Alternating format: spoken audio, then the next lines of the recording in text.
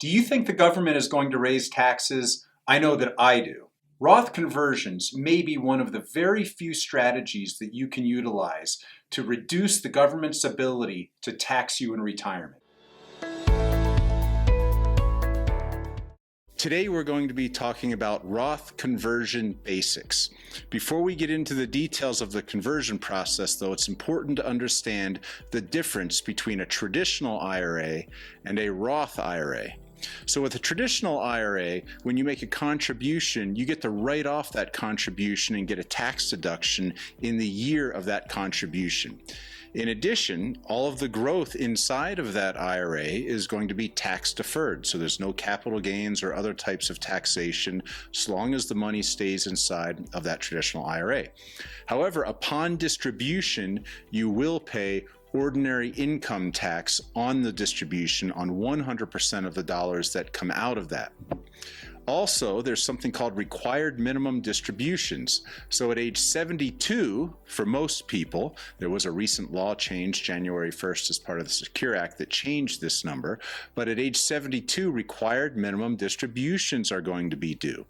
And that's because the government wants to get their tax money. Let's compare those provisions to a Roth IRA. First, when you make contributions into a Roth IRA, the money that goes into that Roth has to have already been taxed, so it's after-tax money.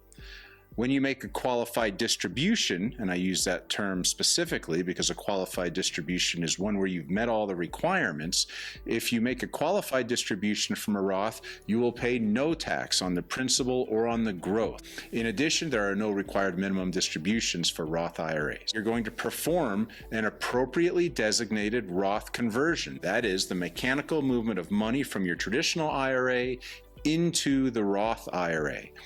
As part of that process, you are going to need to pay taxes. The question is, when do you pay those taxes? Our recommendation under most circumstances would be do not pay the taxes out of the money moving from the Roth into the traditional IRA. You would want to use another source such as checking account money or non-qualified brokerage or even earned income to pay the taxes due. That way the maximum amount of money can still remain in that Roth IRA and potentially grow and provide you those tax-free benefits. Because once the dollars are now put inside of that Roth IRA, you're going to invest them. And it's interesting, I've had many questions from clients that sound something like this. Is a Roth IRA riskier than a traditional IRA?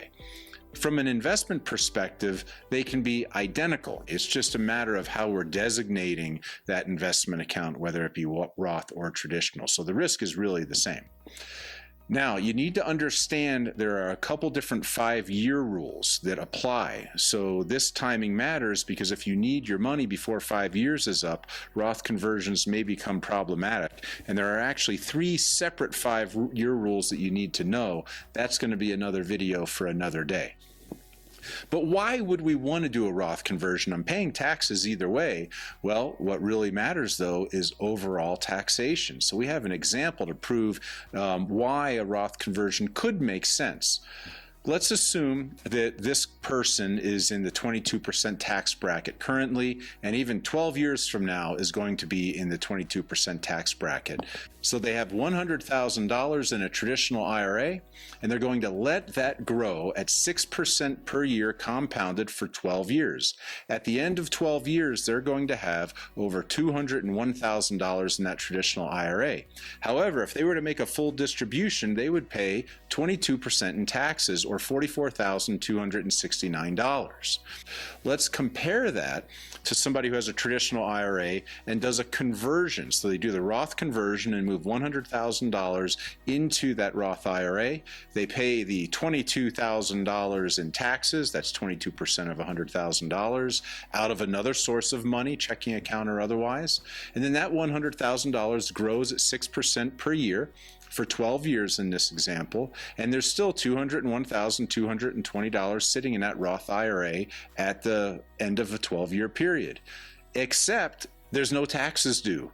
And what this really shows you is that the value of a Roth is in the growth being tax-free. If you don't get any growth on your Roth IRA, the Roth conversion may not be all that sensible in the long run.